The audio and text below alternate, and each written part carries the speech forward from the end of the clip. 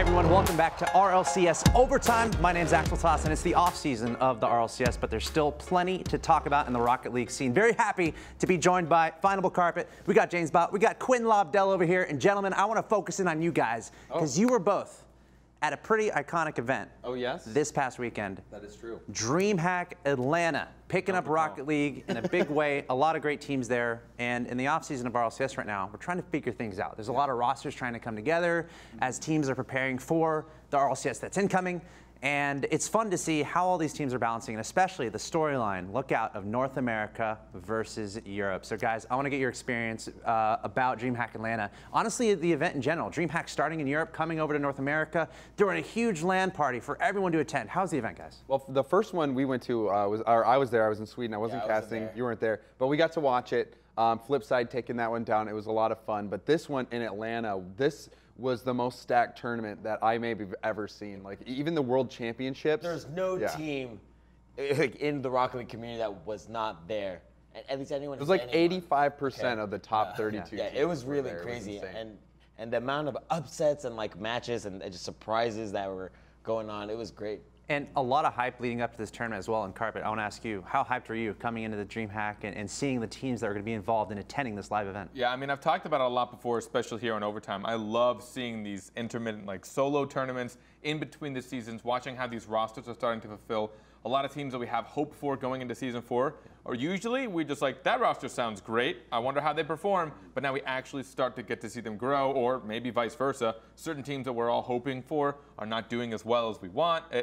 For me, it's just really cool to watch the teams start to feel themselves before the big qualifiers. And effectively, it's open to anyone, which produces awesome competition for our purposes. So because the rival teams, like the rival series, which we were coming out with, which is the 8 below the championship series teams, events like this is where they really have that opportunity to go head-to-head, toe-to-toe with these giants. And we saw that even with Ambition eSports. They were a huge surprise in the tournament, making it all the way to that round of 8. So it was really cool seeing that. Well, let's get into the groups here. And something we want to emphasize here is we had all the teams from Europe, a lot of the top teams coming over to America to compete in this. They just participated in the X Games, so a lot staying in town. But here's a look at the groups. Now, it was open to anyone tournament, and this essentially broke down into 2 rounds of group play, a round of 32 groups, and this is the round of 16 group play. Guys, give me your impressions about these groups, how it played out. These are your final 16 teams in that tournament. Yeah, so obviously that first group, it got rid of a lot of the fluff in the tournament. This top 16, that was really stacked. If you go back and you were looking at that graphic, pool number 3 was the pool of death.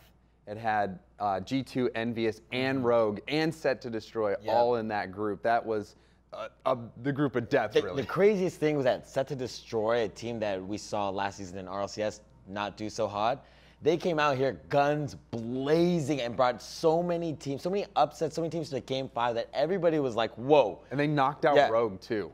I mean, it was unbelievable to see like so many great teams in Rocket League, both in EU and North America, face each other. Teams that we would never get to see face each other on an average day or in the RLCS unless you're on that main stage. And anything can happen in an open environment, but the way DreamHack kind of unraveled was a lot of the top teams ended up advancing far. Let's take a look at the top 8 bracket. Now, from this point, it turned into a single elimination event, and this is where all those storylines started to unfold. And what an amazing final day there, where we saw the Muffin Men actually advance on to take the victory over Gale Force eSports. But guys, let's talk about this round of 8 bracket. Yeah, this one, again, was a super tough.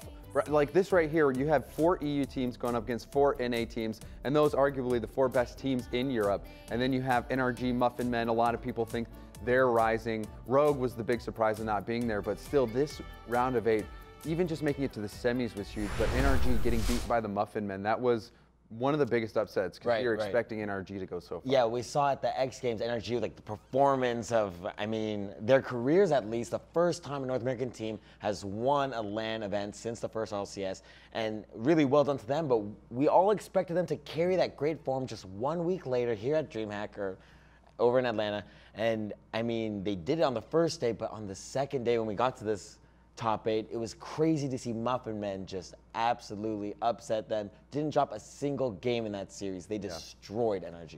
And that's particularly interesting when you consider, especially the live event experience for both these 2 teams. You have NRG, historically in RLCS, your regional champions every single season for North America. And then the question always became, okay, how are they going to do in that live setting? Well, in the most recent season championships, in LA, they actually did really well. So then coming in, going up against the Muffin Men, who have not really had live event experience, able to shut them out. Right. Two of the players on Muffin Man have never even been to Atlanta. That's Gimmick and Squishy Muffins. Torment, the only one with any experience whatsoever. But this was such a critical factor for Muffin Men to get out on the right foot. You see, this was such a moment where it went for the Muffin Men. That 0-second goal off the backboard, taking that game one, it could have been such a different story.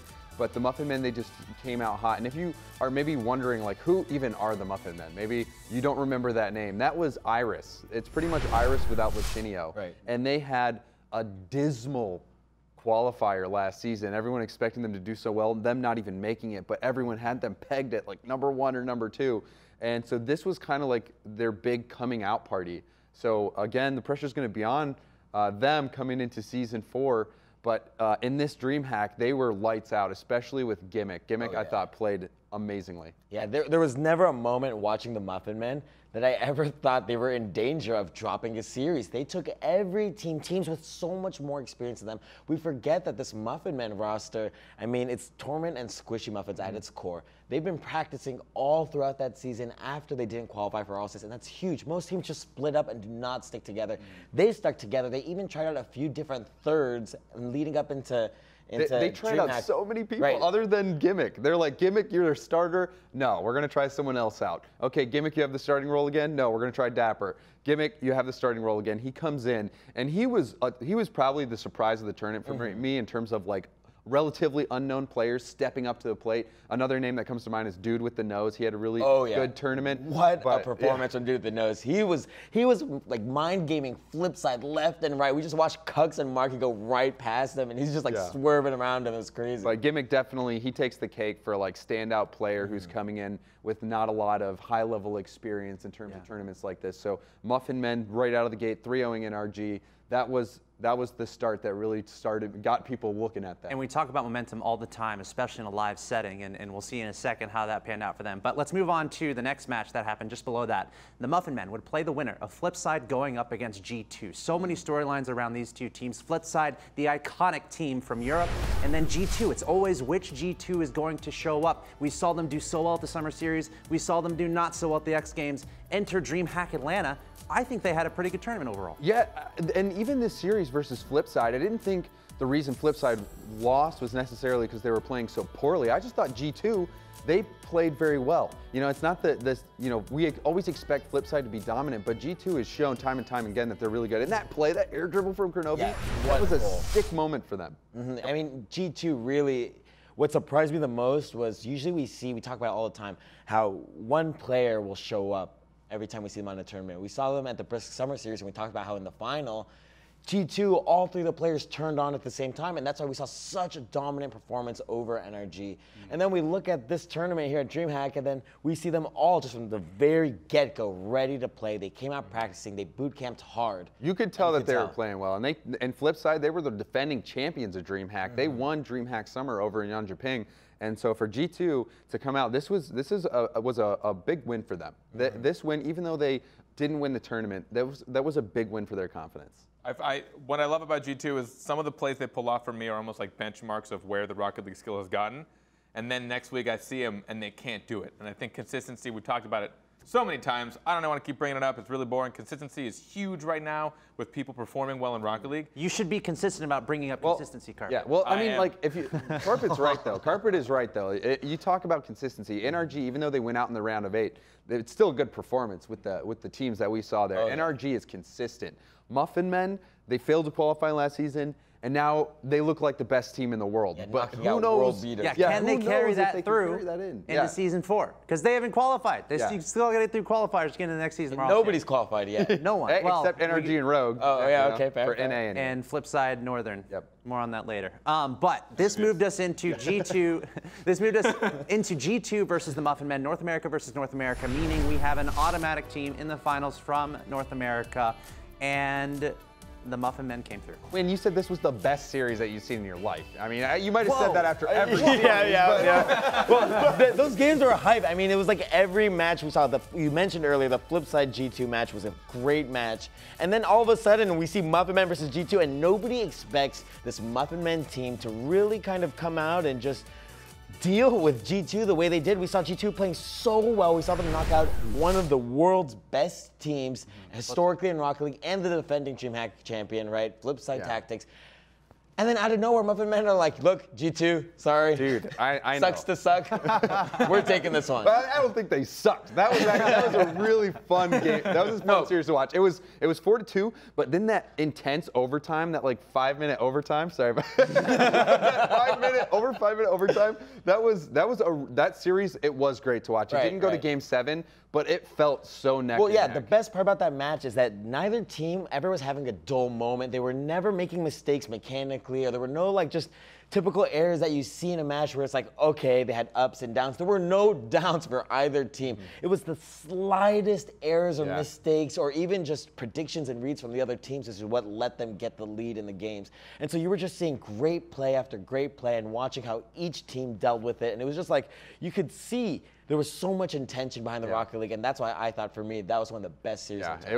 Like even though G2 lost, they know they played well in that series. Like if that overtime game went differently, it could have been a different story. Guys, I'm feeling like at live events finals, like the final day, no matter what, in Rocket League right now, regardless of North America, regardless of Europe, every match just comes down to like the final moments where this level of play at these tournaments is just so amazing, and these teams are so evenly matched that for us it's amazing. Well, Gibbs actually tweeted it out.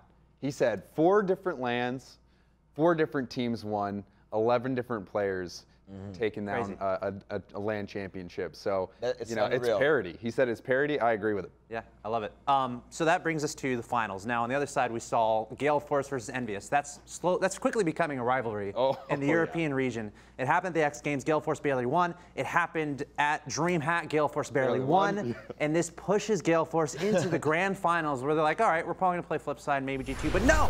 It's the Muffin Men in the finals from North America going up against the Titans from Europe, Gale Force, and it goes all the way to 7 games. We couldn't have asked for a better final, coming down all the way to the final second. We didn't see it, but the last goal too was that own goal from K-Dop. But it was that one mistake, like you're saying, when you've got these teams that are so close together, it's just those one mistakes that can make a difference. And I just love it though. Like we have this big, huge tournament, and the team that wins is called the Muffin Men. Hopefully people aren't reading the articles being like, what kind of teams does Rocket League have? You know, it was actually hilarious. Some guy made a little sign in the front. It says the Muffin Men, and he had like a little muffin, and he was just like, because they were having, it was like the size of a bottle cap. I know, it was the worst muffin ever. I mean, a team that hasn't been signed. They were the only unsigned team in the tournament, and boy, did they impress. So, I mean, expect them to be getting picked up. They're not going to be free agents for very long. And, you know, thinking about that too, what I love is like, if you're watching from home, you're watching these tournaments and you're like, whoa, the Muffin Men, they can come up with a team and do it. This team from North America, it doesn't matter what region you're in at this point. If you're not playing Rocket League, get on, play, hey, and maybe you can be good enough to make a competitive run in these deep tournaments. That's what these open tournaments are about. That's what DreamHack was about, and it certainly gave us an awesome show and an awesome experience as a spectator. So guys, any final thoughts on DreamHack Atlanta and reflections? Yeah, I would say if you didn't watch it, definitely go back and watch it. It was twitch.tv/DreamHack Rocket League. Go check it out. Those series, if you're going to only catch one of the streams, just watch the final day, Championship Sunday, because those series were electric. Yeah, I mean, the games were so incredibly close. It's like, you don't really get Rocket League between two teams. I mean, we saw so many blowouts, even in X Games. Even in the RLCS, you see blowouts all the time. It's just because on a different day, you never know how a team is going to show up. And at DreamHack, every team showed up big time. Carvet, final thoughts on DreamHack? It was great. It was great. There you go. That was awesome. Congrats to the Muffin Men, your DreamHack Atlanta champions. How are they going to do leading into RLCS Season 4? A lot of eyes going to be on them. Is a big team going to come pick them up? Maybe. We'll see what happens. But we're going to take a break here from RLCS Overtime, and we'll be back with more awesome content and commentary on the RLCS scene. We'll be right back. Stay tuned.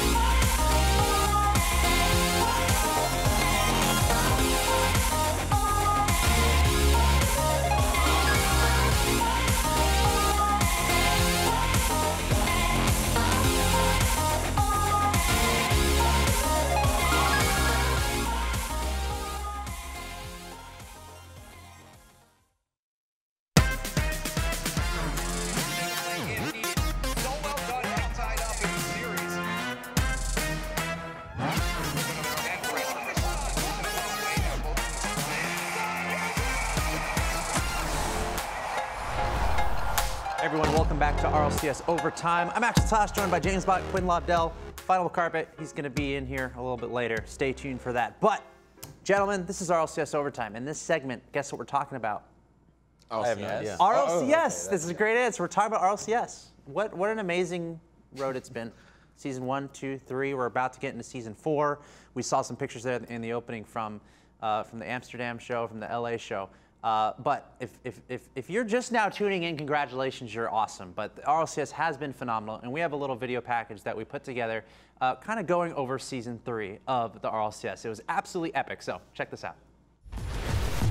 Next up, you guys are going to have NRG. How do you feel going into that matchup? Well, NRG is pretty good at losing the first round. NRG in the wall, can he double tap it down? It goes in! Flanks it away. Devo trying to push it out of the play. Remco, it's all up to him, but Jacob will fake him out again. It'll run to NRG. Sweeping Northern Gaming. They'll move on to the upper bracket. For the first time in LAN history for NRG, they finally take down a European team.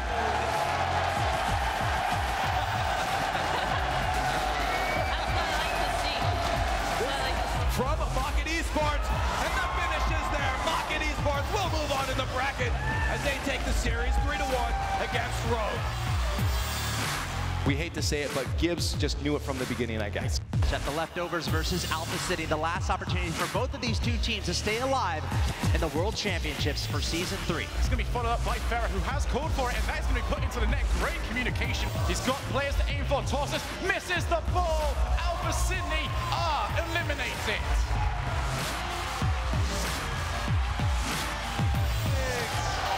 What is this? Greasy trying to steal Jacob's thunder. Screenplays. They pull up the demolition. It's a 3-goal game. Here Cooks are up towards Greasy. The shot, it does not need Greasy. It goes in. 1-goal game. Fireburner just has to kill it, but he pumps it high. Garrett G will follow through. He'll let it touch.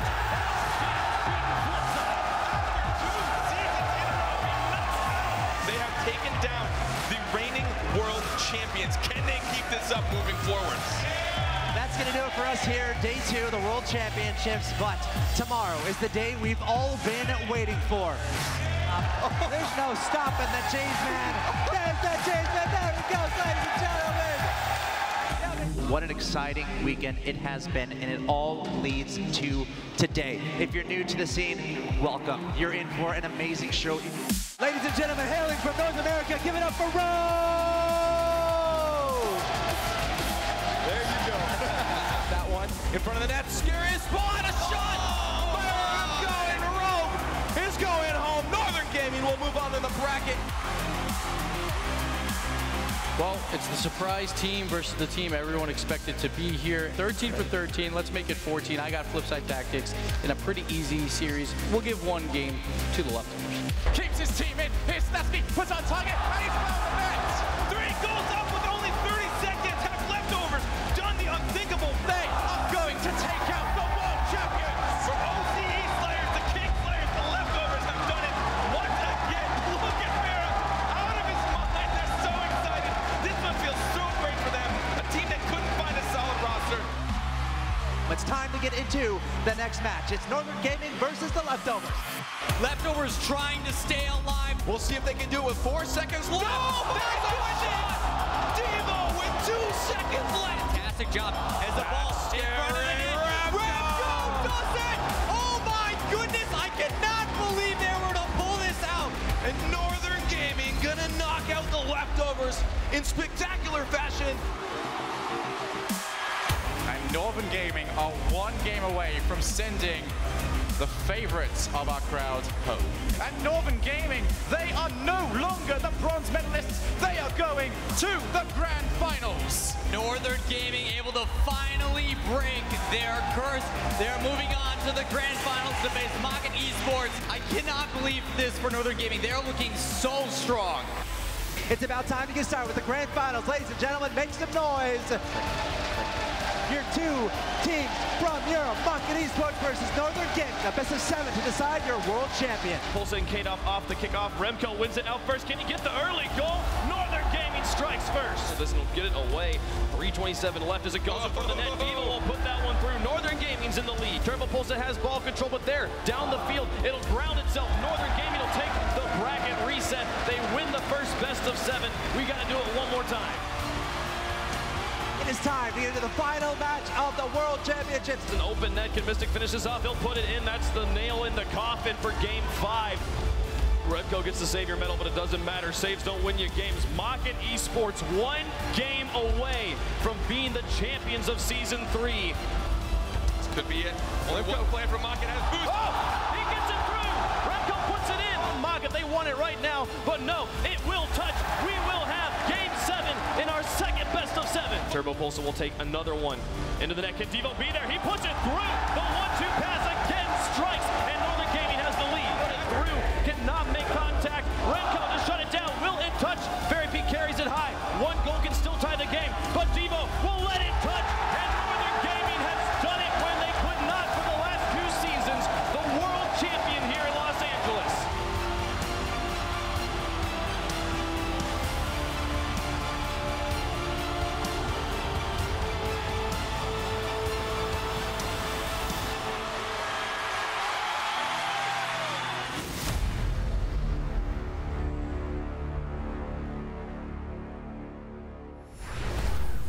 There you have it. Amazing season, amazing moment there from Northern Gaming. Your world champions for Season 3. Definitely go back and check that out if you missed it. I'm still coming down from that. Just truly amazing. And honestly, getting me a lot more excited for Season 4, because now everyone's going to try to challenge Northern Gaming for that world championship title. And we actually have quite a few changes coming to RLCS Season 4 that are incredibly exciting. So James, you want to run through that real quick? Absolutely. First off, if you want to read about it yourself, you can go check it out on our website, rlcs.gg. We made a post there that outlines all the changes coming to Season 4. But the overarching theme is stability. We really want to increase the amount of stability in the league because it just helps the players primarily. It helps the organizations that want to get involved in the league, and also the fans. Those are the 3 key groups that it's really helping out. We care so much about the players. And if you were following RLCS since the very beginning, Season 1, you know, we had a pretty interesting system with that split qualifier. It had to do with points. Supersonic Avengers ended up losing out by 5. There was a lot of craziness. And then Season 2, we tried to simplify that. But even in those first 2 seasons, if you were the world champion or even the champion of your region, there was no guarantee you'd even come back in the league. So that kept a lot of players on edge. And I mean, you can speak to the experience, having to fight for your job every season, having to perform on one weekend. That was stressful. Yeah, it was really scary. I mean, I remember Season 1, you just qualifier to qualifier.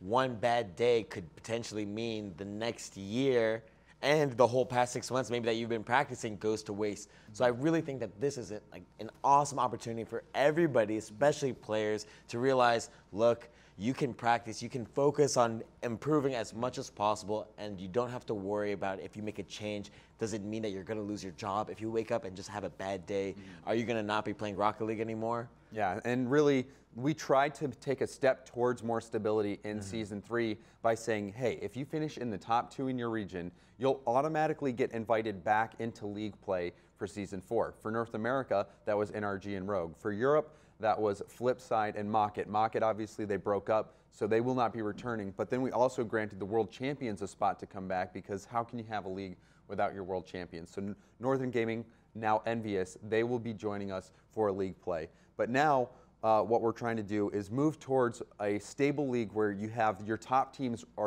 they retain their spot in the RLCS. So this season we're having a qualifier to fill the RLCS, again, those 6 spots that are available in the RLCS. But now we're adding a completely new league called the Rocket League Rival Series. It's another premier league that's showcasing the up-and-coming talent in Rocket League. So if you miss out on the RLCS, before rosters would just abandon. You know, if there's no hope, what am I playing for? I didn't make the RLCS. Now you make it into the RLRS. And moving forward, that's how you will get into the RLCS, through a promotion relegation. The bottom 2 teams moving from the RLCS will have to play the top 2 teams from the RLRS, and that will determine who will be in the RLCS next forward. And Carpet will be breaking all this down. It might sound a little bit confusing. Read the post. Carpet's going to cover it in more detail.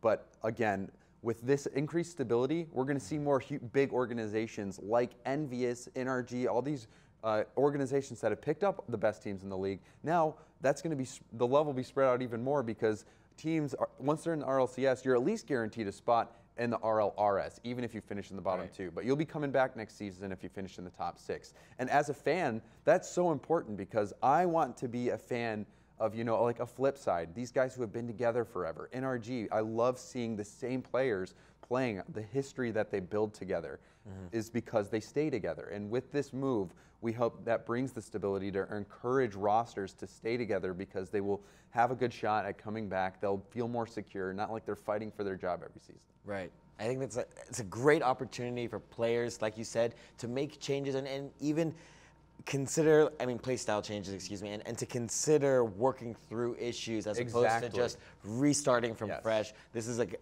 I think this is going to really solidify rosters as a whole. People are going to be looking to make smaller changes instead of just revamping. Yeah, and as a fan, you must be excited about that because you know that your favorite teams are going to be hopefully sticking around for a while. And then another big thing we're doing this season, this is our transition season. You know, we're still running that qualifier system. We're actually running 4 different open qualifiers that will play into a 128 team play-in that determines, you know, who's going to the RLCS, who's going to the RLRS. But we're actually having community groups power those qualifiers. So we're trying to bolster the community and really give them an opportunity to say, hey, we run tournaments, we can run this qualifier, you should check out everything we do on a regular schedule, but now we're getting to play our part in the greater RLCS ecosystem. So we're very excited about all the changes. Again, rlcs.gg, Reddit, you can go read up on more about it, but we just, we're very happy with these changes and we really hope that this is has a lasting positive impact on professional Rocket League moving forward. Yeah, awesome to see. Thanks, James, for that rundown. I know it's a lot to digest, but remember, your source is rlcs.gg for all that info. And also, we got Findable Carpet standing by to break this all down with a little bit more detail. So Findable Carpet, take it away. Thank you, Axel Toss. So clearly, Season 4 is a little more complex than previously. And honestly, for seasons prior to this, it was pretty simple. You sign up, you're in a big tournament. Did you do well the first time? Okay, you play the next weekend. Did you do real well again? Now you're in league play. And then from there, you either make it to LAN or you don't, and then you have to requalify. A lot of teams are waiting around all season, but things have been changed, and I want to show you guys the roadmap as an individual team or as an individual player. What does your path look like when you had to qualify? Remember, this is open. Anyone can do this. So this looks a little convoluted right now, but I'm going to go through step by step and show you exactly how this roadmap looks. So it starts off with the qualifiers. There are 4 individual qualifiers, 1, 2, 3, and 4. Now, these are going to be 4 separate weekends, and when you sign up, remember, you get to sign up for 2 different qualifiers of the 4. They're not going to play to the final. This isn't a grand champion kind of thing. However many teams play, they're going to just whittle it down to the top 32, and then they're done. They've made it in. They've pushed it further. They've pushed forth, whichever word I choose to use. Hopefully you guys are a little more confident in your gameplay than I am in my word choice.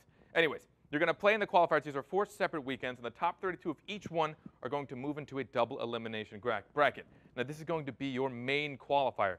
All 32 of these teams are going to be in a giant bracket together, the top 128, and they'll be just combating to try and make it to the highest seed. Now, originally, only the top 8 would move on into the RLCS, and everyone else just had to sit around and wait. But things are a bit different now. So moving forward, we're going to get to see the top 8 seeds. Now, this might be different for the region that you're in, because right now there are 2 slots for North America and Europe taken up by automatic buys. So this is technically going to be the top 6 seeds moving in forward. And then the next 8 from there. So it'll be 9 through 16, maybe a little bit higher, given the fact that 2 people aren't going to make it, will get an automatic seed into the Rocket League Rivalry Series, their Rival Series. Now, this is a pretty big deal. Now, instead of teams having to wait all season to be able to make it for the next season, maybe it's for Season 5, Season 6, instead of having to wait around, maybe you lose your team roster, this keeps rosters together. This keeps a lot more consistency on the teams that might not make it into the RLCS. Now, moving forward, we're going to watch a league play happen.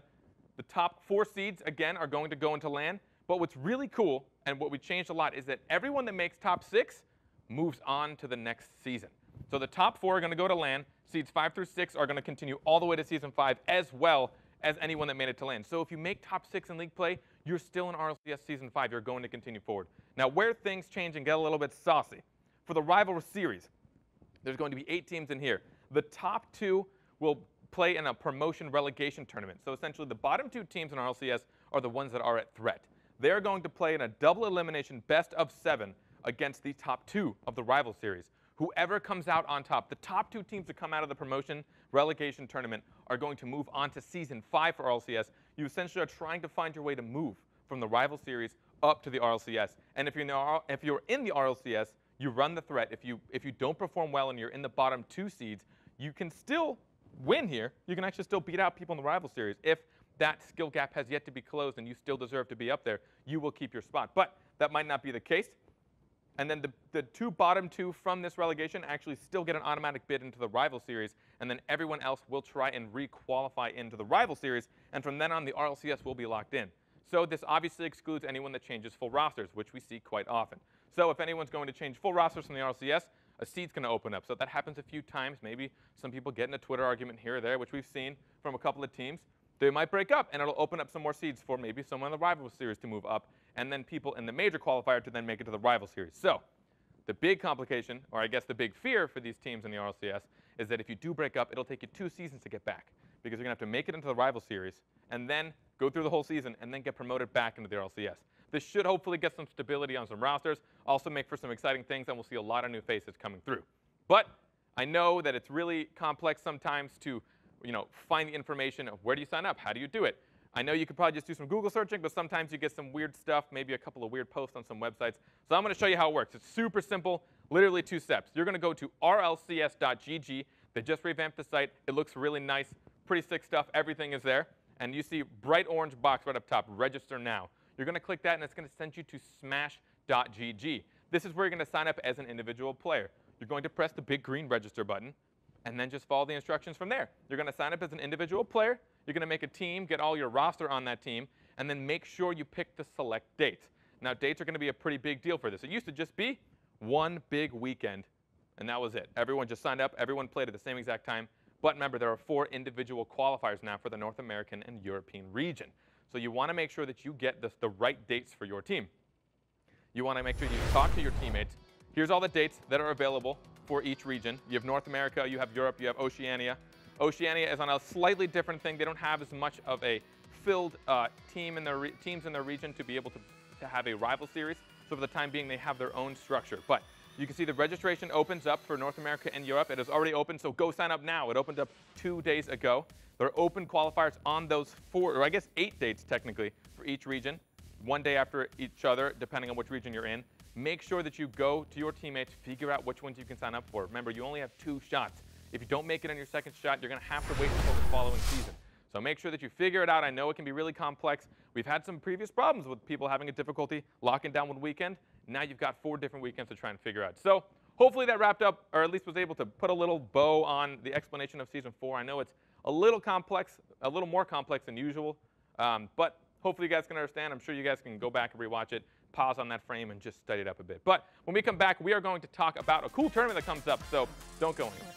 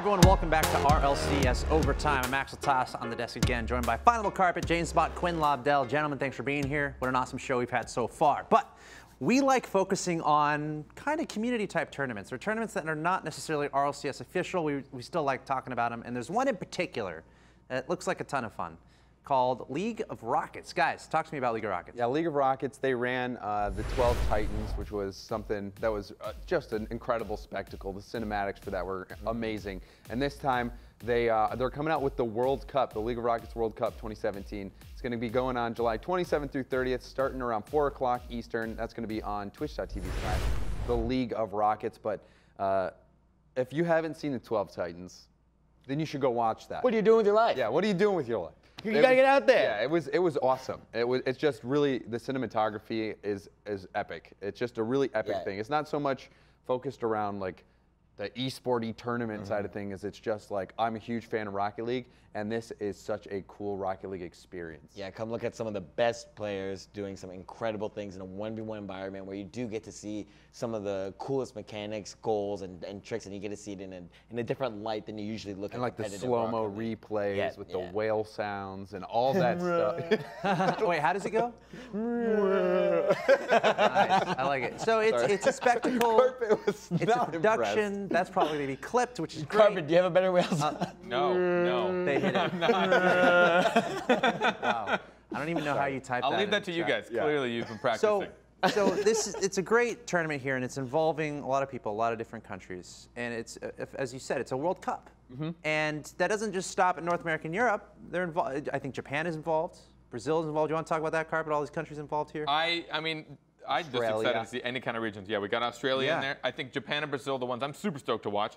We've seen a lot of really cool stuff come out of Japan in like the last year and a half. I think still my favorite play ever. It's like Realize and two of his teammates all freestyling and like some weird trifecta across a map. It bounced between all three of them like twice and then goes in the net. I don't care how fancy it was actually still one of the craziest things I've ever watched. And that was like 8 months ago.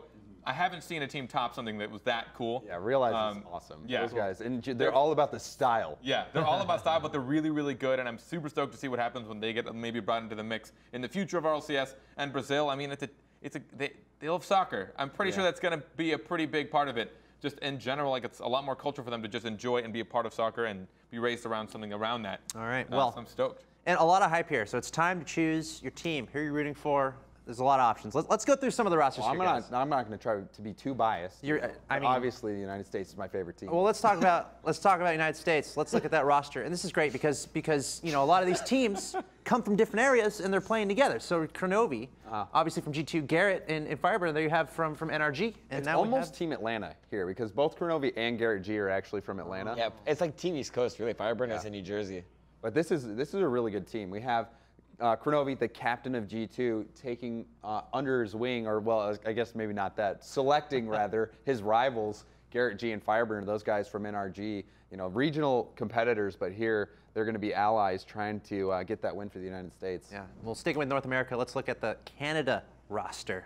A lot of fun with these rosters in North America, looking completely different with JNaps, Squishy Muffin, and Timmy. Yeah, and this, again, you got a little bit of a stacked team here. All these teams in the World Cup, they really got the best of the best, the cream of the crop for this. Waypunk gave me a lot of flack for putting Timmy as the dark horse on my dream team. But we'll see. Timmy, do me proud, buddy. Do me proud. We'll see who's got the last word, Waypunk.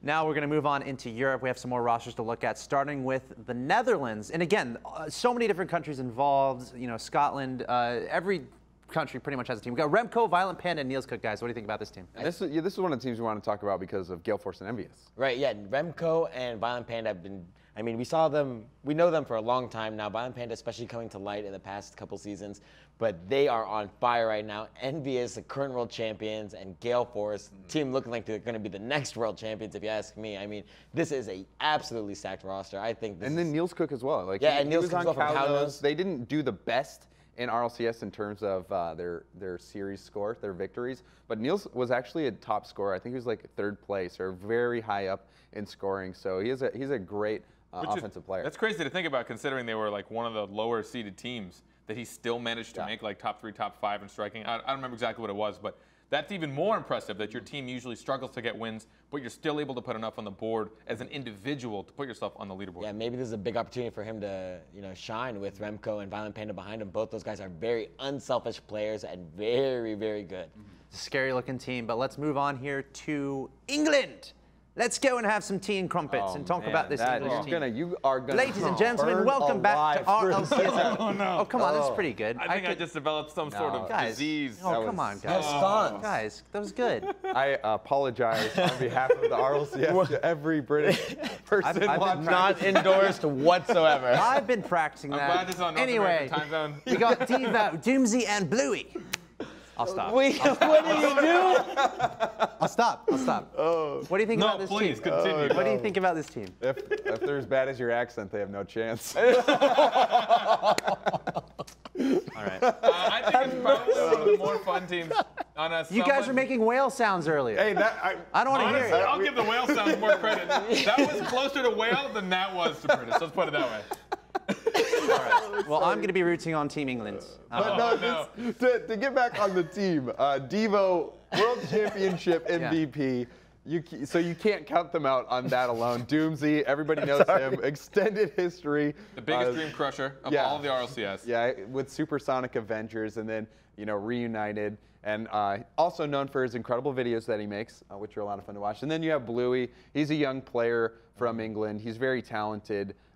He's kind of like a prime Thunder, I'd say, from North America. Very young, still evolving as a player, but has a lot of talent. Yeah, I think this is also going to be Bluey's first RLCS season as well, if I'm not mistaken. So age-wise, yeah, I think he just became become eligible to sign up for the RLCS. So this is going to be a cool opportunity to see him in some competitive play. Awesome. Well, best of luck to all the teams in the League of Rockets. More on the accent later. Don't worry. I guess I have to do some refining. I think it's more perfect. with that accent. You guys need to calm down. Keep doing your whale noises. It's flawless, and I hope you bring it back more. Yeah. Thank you.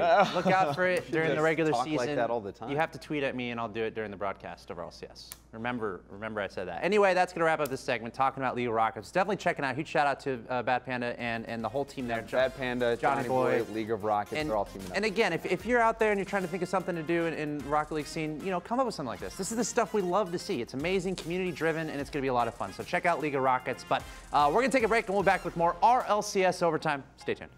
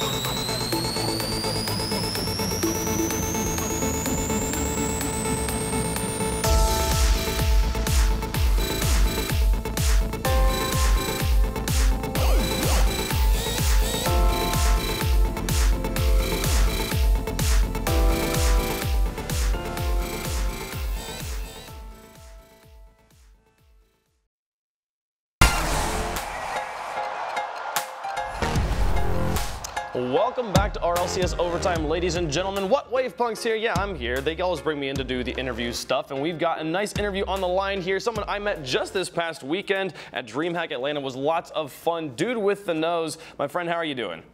I'm doing great. Thanks for having me. Yeah, thanks for taking the time to talk to us here. Now, for the people who are, I know who you are, and the people who are like in the hardcore Rocket League community know who you are, but for a lot of fans, they had never heard of you before this past weekend. So can you introduce yourself to us a bit here and then talk to us about how you got into Rocket League? Yeah, so my name is Dude with the Nose. I bought the game at like a week after it came out, so I was around real early, but I mainly just played ranked. I wasn't on a team for a very long time. Like RLCS 2 was my first serious team. I was on wildcard with Laz and Skies at the time. We ended up going out to Deception in the qualifier match, so I mean that was a pretty good experience. But no, just this last DreamHack Atlanta, that was my first big shot on stage. That was a lot of fun. Yeah, for sure. We'll talk about that for sure in a bit here. I have to ask, Dude with the Nose, the name, like where did this come from? Give me this story. I've had this name since like 2008. I must have been like 12 at the time, something pretty young. Honestly, I don't know. Whatever a 12-year-old comes up with, it has no sense to it. There's no reason for it, but I just stuck with it over the years, and people know me by that now. Okay, yeah. I mean, the stories are always crazy, and sometimes it does boil down to just, hey, it was what I picked when I was 12 years old. That's pretty cool. So talk to me. Let's talk about DreamHack, because this was a huge experience for you guys playing under the Renegades name, but you're not the primary Renegades roster. I believe this was kind of a one-time deal with Renegades, correct? Yeah, this was just for DreamHack Atlanta. Yeah, and so how did you get connected with the players you were playing with here at DreamHack? So before Renegades, I was on a team Ohana with Moses, Darkfire, and Hot Wheel Sid, and I was the sub for that team. So I had to fill in for a couple tournaments here and there. We worked pretty well. So when Renegades, when Moses had to pick 2 teammates to go to DreamHack with, he decided me and Sid. So it was just the team he had a bit of experience with. Cool, yeah, and Moses is a player that we've seen in RLCS a number of times, missed out on Season 3 here, but has been playing with you guys and having some success here at DreamHack. Were you nervous? Because this was your first time. This was your first time on a big stage, right? Yeah, going up on the stage, I was so nervous. I had to do like some deep breathing stuff. I don't know, it was, but getting up on stage, looking at the crowd, it was incredible. How did you feel like other people approached you as someone who was known in the community as a player and as maybe a sub, but not necessarily as a top-level player? How did you feel like you were treated at DreamHack by the fans and stuff? Like after I introduced myself, people didn't know my face, but when I said, "Hey, I'm Dude with the Nose," they were like, "Oh my God, it's you!" It's a very welcoming community, and it was great meeting everyone. After the Flipside game, when a lot of people were watching, since I was on the stage, people were just giving me compliments here and there. It was unbelievable. They're so nice. Yeah, for sure. And for anyone who wasn't watching, you guys in the first group you beat Rogue, and then I believe you guys also beat Genesis, and you took Flipside to 5 games on the stage, and it was one of those things where it was like, if anyone hadn't heard of you guys before and wasn't paying attention to your roster, they certainly were now. And talk to me about playing on a stage. Like, how does it change your mentality compared to playing Rocket League like in your house? Yeah, it's nuts. There's so much pressure, but I think part of the skill with playing on a stage is just tuning that out, focusing in on the game, and just doing the best that you can. What did you think of DreamHack? Was that your first time at a DreamHack? Yeah, it was my first time at a LAN. DreamHack was absolutely phenomenal. I had so much fun. Meeting everybody, seeing all their faces, it was, I don't know how to describe it. It was great. Did you take the time to go and like watch any of the other events or like to tour the booths or anything? What was the best part of DreamHack outside of Rocket League? Yeah, I ended up meeting Sean Gares. I got a picture with him, who's a CS:GO pro personality. I met a couple other people from CS. I love that game. Got a picture with Mewtwo King, really good Smash player. Oh, yeah. The DreamHack event is insane. You get to see so many people. It is really cool that like you get to go, and I remember at a party afterwards, there was so many different professionals that I recognized. I was like, oh, I recognize that guy. Oh, I recognize that guy. It was really, really fun. Yeah. So with this recent success in Rocket League here, and making a name for yourself on this Renegades roster, obviously you guys are not going to be playing under that name, but you are now a known factor that people are looking at, and when they talk about the pro scene, how does this change the way you approach Rocket League? It's become to be less of a hobby and more of something to really consider as an opportunity now. So I've been keeping my head open, or keeping my eyes open, approaching some people for sub spots, some roster spots. We'll see where it goes. But at this point for RLCS, like a lot of teams have already formed. So if there's like not a good enough bubble team, I might just sub for like a top team. That's really interesting because I know a lot of professionals. We looked at like Turbo Pulsa, who played on Envious, and they were on Northern Gaming at the time. They win the World Championship, and everyone's like, oh, is Turbo going to stick on this World Championship team? You'd want to stick on the World Championship team, right? But he's like, he wants to start. He wants to play, so he leaves and goes and gets on Gale Force. But I'm hearing you express that you are okay. You would almost rather be a sub on a team who's definitely going to make it in versus being a starter on a team that is not as certain. Is that the case? Yeah, more or less. I mean, you look at Timmy, who was a sub for Selfless at the time. He came out, showed up huge to qualify for league play. You look at Turbo, of course, you mentioned. He showed up huge. And I'm kind of hoping I could do the same thing, It's if I sub for a big team and I get the chance to play and I can show up huge, then I figure it's a lot easier than playing for maybe a bubble team and possibly not even making league play. So. Yeah, no, the RLCS is chock full of stories of subs who were called on at an important moment and made a huge name for themselves. It's cool to see like you thinking kind of the long con of like, I'll be the sub on a team that's definitely in the limelight and get the opportunities that way. And looking at season 4, give me your thoughts that we're changing up the format a lot. There's this whole rival series thing now. Like thoughts about the relegation system. Is that something you are a fan of? Yeah, no, I loved hearing the news about that. I mean, only 8 teams make it to league play in previous RLCSs. So if you're not in that group, you're basically out of commission for like a good 3 months or so, 4 months maybe.